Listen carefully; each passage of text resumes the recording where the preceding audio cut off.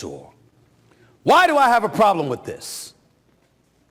First of all, we all know about racial tropes, do we not? Racist tropes. You ever heard of that? Where people sit up there and try to use things to intimate something else of a racially insensitive nature.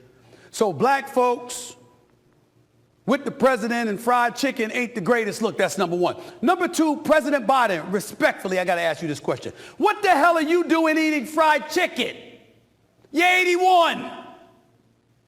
What 81 you know is munching on fried chicken? You ain't been in the greatest health in a lot of people's eyes, you know.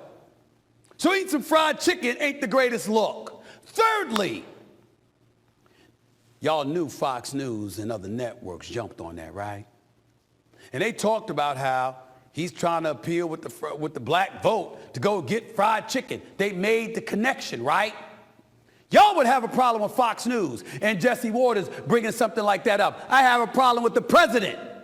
There's black kids all over the place. There's a whole bunch of black kids in Raleigh, North Carolina.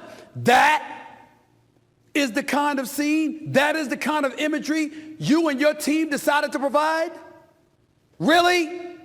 Really? Sitting down eating fried chicken. Come on, man. Now, on this show, I've called out Trump and various other Republicans for some of the decisions that they've made and some of the things that they've done. Do you think I'm going to let President Biden off the hook? This wasn't Kamala Harris in Raleigh. This was him. This is the same dude who was a senator in the 90s pushing the crime bill. You know that crime bill that led to mass incarceration for an inordinate amount of black folks that Bill Clinton himself and others in the Democratic Party lamented? Well, who was more of a culprit in that regard than Biden? I recognize what he's done for HBCUs. I recognize what he's done for infrastructure. I recognize what he's done for forgiveness of student loans. I recognize these things. I'm not trying to expel or expunge the good that he has done. But this imagery, I want to know who the hell came up with that idea.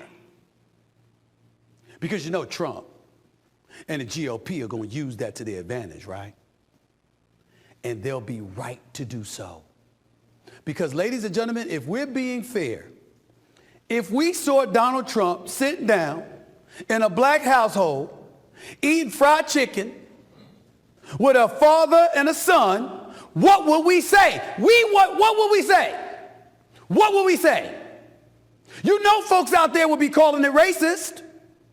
Well, if it's racist for him, and I'm not saying it would be, but if it's racist for him, why wouldn't it be racist for Biden?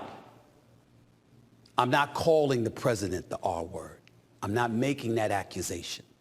I'm not accusing anybody on the Democratic or the Republican side for feeling that way over such an incident. What I am saying is it is what you projected in the eyes of some people. You've given people that ammunition. And if you could give it to them on the right, what absolves you on the left from doing the same thing?